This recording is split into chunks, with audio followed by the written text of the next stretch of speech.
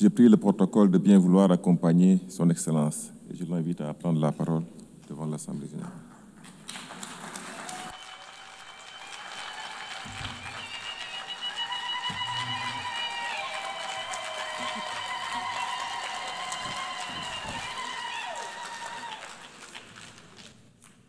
Thank you, Madame.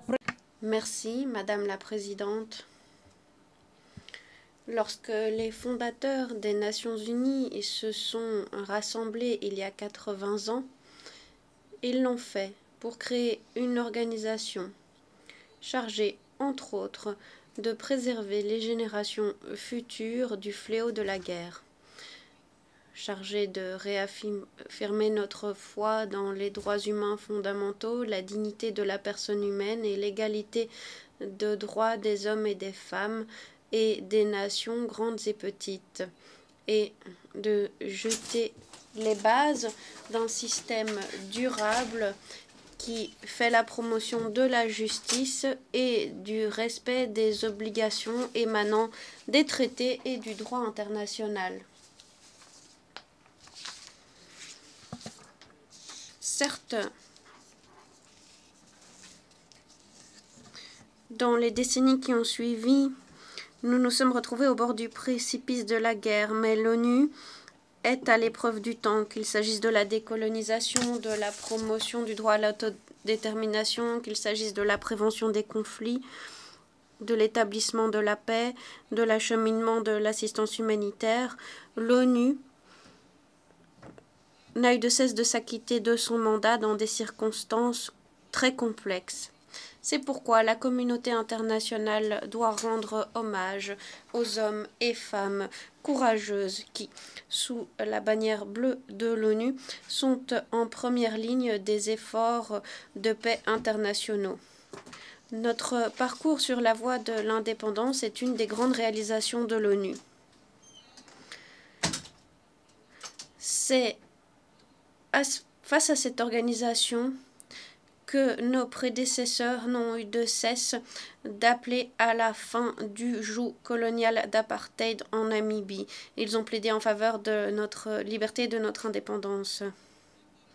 Mon parcours, quant à lui, a commencé aux Nations Unies en 1974, où j'ai eu l'occasion et le privilège de représenter mon pays et l'Afrique dans le cadre de différentes fonctions.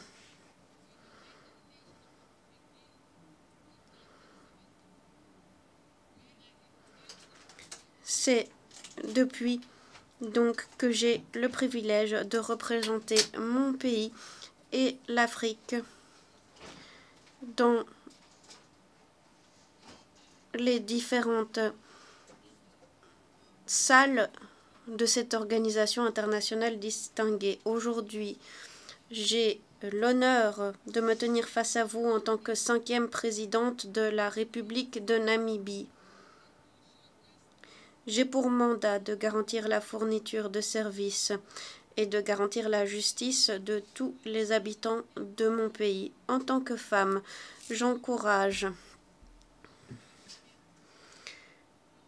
chaque fille et chaque femme en leur disant que leur voix compte, que leurs perspectives sont essentielles à la tête de toute institution. Le 8e gouvernement de la Namibie se fonde sur l'héritage de nos prédécesseurs et a pour thème « Unis dans la diversité, valorisation des ressources nationales, autonomisation de la jeunesse pour le bien du développement durable ». Ce thème a pour objectif de façonner et de transformer l'économie de la Namibie grâce à la valeur ajoutée et d'autres activités économiques. C'est donc pour cela que nous avons identifié l'agriculture, les sports, l'autonomisation de la jeunesse, l'éducation et la formation, les industries créatives, les services de soins de santé, les logements, les zones foncières comme secteur critique avec l'aide des activités minières, énergétiques, aquatique, du tourisme, le développement des infrastructures, le transport, la logistique, avec donc pour objectif de garantir notre développement économique à long terme. Notre vision est mise en œuvre dans le cadre d'une série de plans nationaux de développement. Plus récemment, nous avons lancé notre 6e plan s'articulant autour de piliers tenant compte d'objectifs internationaux tels que le plan de développement de la SADC, l'agenda à l'horizon 2063 de l'Union africaine et le programme à l'horizon 2030 du développement durable. Parmi nos réalisations, il convient de mentionner le lancement et l'opérationnalisation du Fonds national pour la jeunesse qui vise à venir en aide aux jeunes entrepreneurs dans leurs activités économiques. S'agissant de l'éducation, nous allons abolir les frais d'enregistrement et d'enseignement dans toutes les institutions publiques d'enseignement secondaire et tertiaire et des centres de formation professionnelle. S'agissant de l'énergie, nous œuvrons à la diversification de notre mix énergétique en utilisant les ressources naturelles.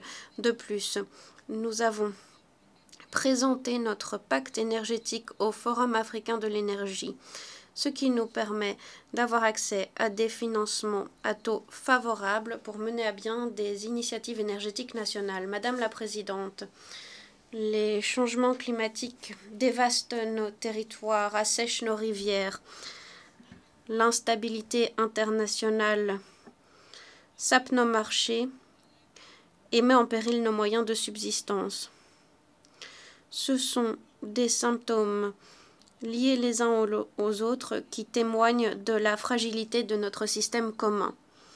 Nous devons donc agir de façon collective en faisant montre d'empathie et de responsabilité partagée. À ce sujet, je suis ravie de vous annoncer la candidature de la Namibie pour accueillir le Centre régional africain du Fonds vert pour le climat. De plus, des sécheresses graves, des inondations et d'autres catastrophes qui sont entraînées par les changements climatiques ne sauraient être sous-estimées. La Namibie appelle à la mise en œuvre de la déclaration du Namib pour une convention des Nations Unies sur la lutte contre la diversification plus robuste et pour un monde sans dégradation des terres. Nous reconnaissons les avancées technologiques dans bien des secteurs, mais certaines normes déontologiques doivent être respectées. L'intelligence artificielle ne saurait se substituer au jugement ou aux responsabilités humaines. Voilà pourquoi nous appelons à des normes internationales garantissant l'utilisation transparente et juste pour l'humanité de l'intelligence artificielle. Le chômage des jeunes, les inégalités économiques croissantes, l'absence de logement de qualité, l'absence d'éducation et de soins de santé de qualité, les questions d'accès à l'eau, à l'énergie, le stress de la dette sont autant d'enjeux auxquels aucun pays ne peut faire face à lui seul. Dans le cadre de la coopération multilatérale, nous devons nous assurer d'aller de l'avant pour faire du monde un monde meilleur, tout en coopérant pour relever ces défis conformément au thème de cette année « Meilleur ensemble ». Madame la Présidente, 30 ans depuis l'adoption de la déclaration et du programme d'action de Beijing, nous avons de quoi célébrer et nous avons matière à réflexion. Nous allons continuer à progresser quant à la participation des femmes à la prise de décision. À l'heure actuelle, le gouvernement de la Namibie compte 57% de femmes, alors que nous nous préparons à célébrer le 25e anniversaire de l'adoption de la résolution 1325 du Conseil de sécurité sur les femmes et la paix et la sécurité, adoptée lors de la présidence namibienne du Conseil de sécurité. Nous allons organiser 2 événements de haut niveau à Windhoek et à New York. Je compte sur la participation de tous les États membres à ces événements. De cette façon, nous pourrons ensemble réaffirmer notre engagement en faveur du programme Femmes et Paix et Sécurité. et par le truchement du Centre international pour les femmes et la paix de la Namibie, nous allons continuer de plaider en faveur de la mise en œuvre universelle de ce programme. Madame la Présidente, nous sommes conscients des efforts déployés par l'ONU pour qu'elle reste à la hauteur de la tâche, y compris dans le cadre de l'initiative ONU 80. Nous devons pouvoir compter sur une ONU souple et inclusive. Le respect de la charte, le respect de ses buts et principes doivent être notre guide dans tous nos efforts. Madame la Présidente, nous sommes rassemblés à une époque se caractérisant par des tensions internationales profondes. Le monde est divisé par les conflits, le déplacement, l'instabilité économique, une coopération multilatérale en déclin et de véritables difficultés à parvenir au consensus. La crise internationale de trésorerie risque de faire sombrer des millions de personnes dans la pauvreté et l'insécurité. Pour la Namibie, ces crises sont bel et bien réelles. Elles se font sentir sur nos communautés et mettent à l'épreuve la résilience de nos écosystèmes et doivent donc faire l'objet d'actions urgentes. Dans ce contexte, la SADC s'est engagée à promouvoir la paix, la sécurité et la stabilité dans l'est de la RDC.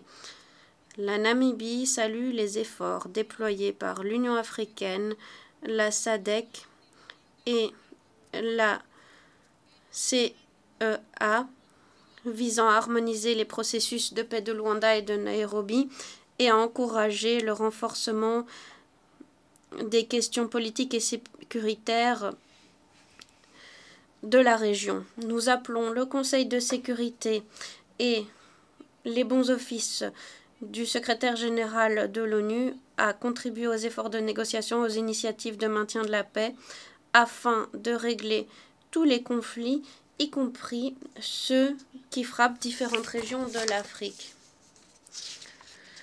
L'impasse qui prévaut au Conseil de sécurité sur la question du Sahara occidental est une injustice.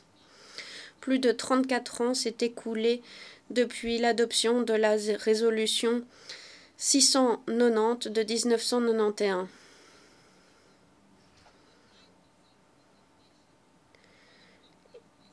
Il est grand temps de procéder à un référendum des Nations Unies sur le droit à l'autodétermination du peuple sahraoui.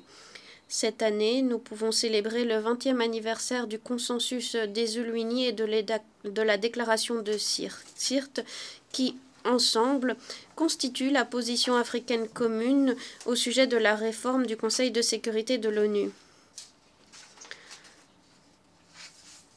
Nous saluons l'appui apporté par différents groupes à la position africaine commune, ce qui a culminé avec la reconnaissance de l'Afrique en tant que priorité et cas spécial du processus de réforme, tel que consacré par les documents finaux des différents processus pertinents de l'ONU et du Pacte de l'avenir. Nous ne pouvons plus